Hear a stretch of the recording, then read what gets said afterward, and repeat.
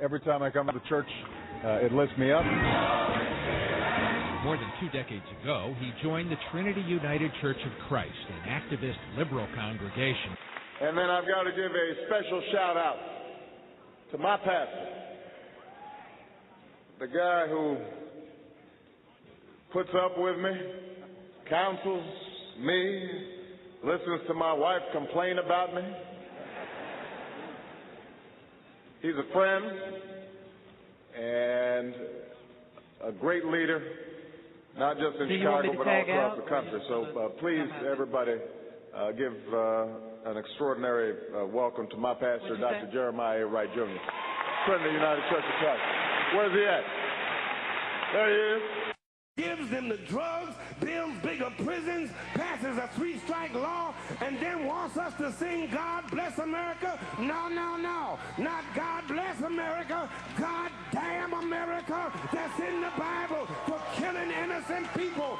God damn America for treating us citizens as less than human. God damn America as long as she tries to act like she is God and she is supreme. The government lied about Pearl Harbor. They knew the Japanese were going to attack. Governments lied. We've got a paranoid group of patriots in power that now, in the interests of homeland stupidity, homeland security, fighting for peace is like raping for virginity. What's going on in white America, U.S. of KKKA? Black men turning on black men. That is fighting the wrong enemy. You both are the primary targets in an oppressive society that sees both of you as a dangerous threat. We cannot see how what we are doing is the same thing Al-Qaeda is doing under a different color flag. And guess what else? If they don't find them some weapons of mass destruction, they're going to do just like the LAPD and plant them some weapons of mass destruction. God damn America, that's in the Bible for killing innocent people.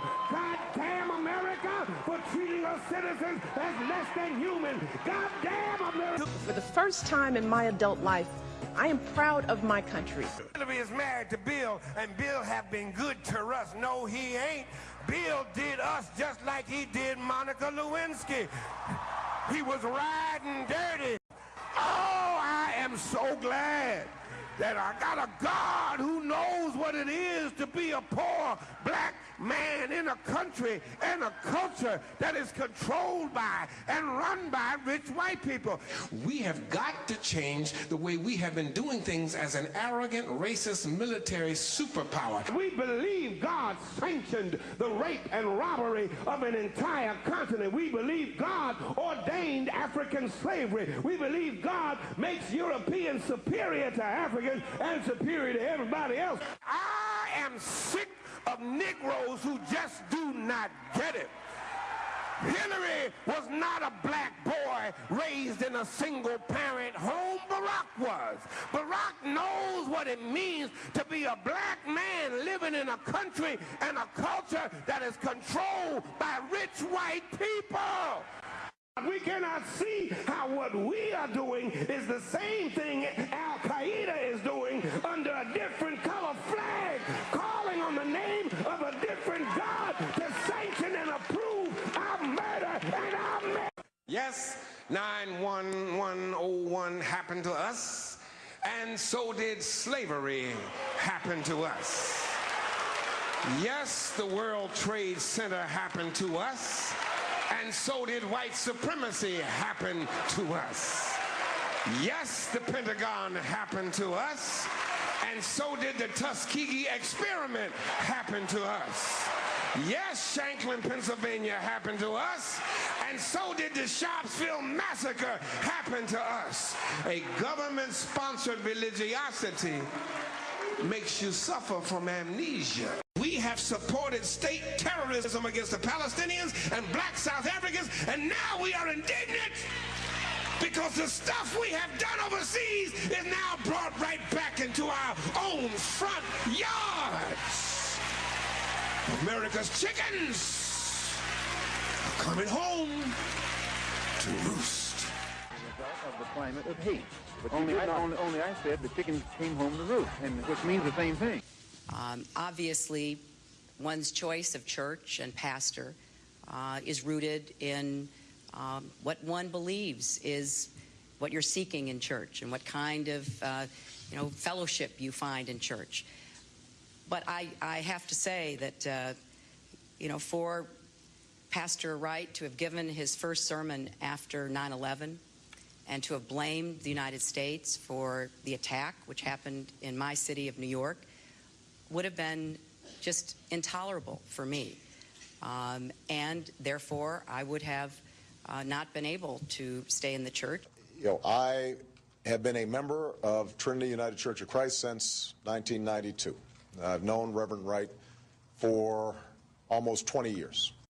He has been like family to me. I can no more disown him than I can disown the black community. For Barack Obama to say that he cannot abandon this man because he's like family, no more than he can abandon the black community or his mother, says to me that he agrees with this racist reverend. Did you know that he had made these statements before the videotape appeared? Frankly, I didn't. I wasn't in church during the time that these statements were made. I did not hear such incendiary language myself personally, either in conversations with him or when I was in the pew. Had I heard them, had I been sitting in the church at the time that they were spoken, I would have been absolutely clear to Reverend Wright that I didn't find those acceptable.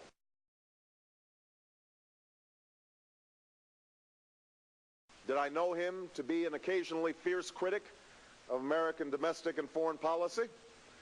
Of course. Did I ever hear him make remarks that could be considered controversial while I sat in the church? Yes. Only days after saying he never heard Reverend Jeremiah Wright's most incendiary comments in church, Barack Obama conceded today that he had indeed heard many Wright statements he strongly disagreed with in church. Repudiating the words after the fact is a study of political convenience by a politician desperately trying to get elected and hoping you'll forget that for 20 years he didn't do it. He's a politician, I'm a pastor. We speak to two different audiences. And he says what he has to say as a politician. I say what I have to say as a pastor. Those are two different worlds. I do what I do. He does what politicians do. So that what happened in Philadelphia, where he had to respond to the sound bites, he responded as a politician. Tucker, your thoughts about that defense of his position there? You accuse the U.S. government of creating AIDS, and that's what you're saying in your capacity as a pastor? No, you're saying that in your capacity as a nutcase. I mean, there's no explaining that. There's no apologizing for it. It's wrong, and he ought to have the decency to admit it, and I think Barack Obama has left unanswered, and I like Obama, by the way, but he's left unanswered the key question, which was, how could you sit there for 20 years and not say anything? I mean, no one has answered that question. People have shouted down those who've attempted to ask it, but it remains unanswered, and that's a problem. Yeah. Exactly. Tucker, and what it sounds like they're both into dodges, like games. We have to play our numbers here. It's worse than that, and a lot of us who watch Barack Obama a lot assume that he doesn't agree with the Reverend Wright. He seems too decent a guy to agree with the Reverend Wright. But what the Reverend Wright is saying is, in effect, confirming our worst fears, everybody's worst fears. What he's really saying is, Obama agrees with me. Of course he does. But he can't say that for his mainstream audience, so he has to pretend, as politicians do, to distance himself from my remarks. But weirdly reminded me of Irish streetcar politics. Because a lot of times you'll hear Irish guys, old conservative Irish guys, saying they like these young Irish politicians, they got to be liberals. Oh, he's got to say that. Yeah. And it's like, you know what I really think. Like they got this secret agenda. Way of saying, well, he's lying about it. We both know that if Senator Obama did not say what he said, he would never get elected. Politicians say what they say and do what they do based on electability, based on sound bites, based on polls, Huffington, whoever's doing the polls.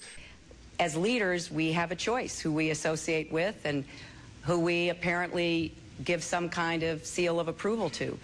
And I think that it wasn't only the specific remarks, but some of the relationships with Reverend Farrakhan, with giving the church bulletin over to the leader of Hamas to put a message in. These are problems, and they raise questions in people's minds.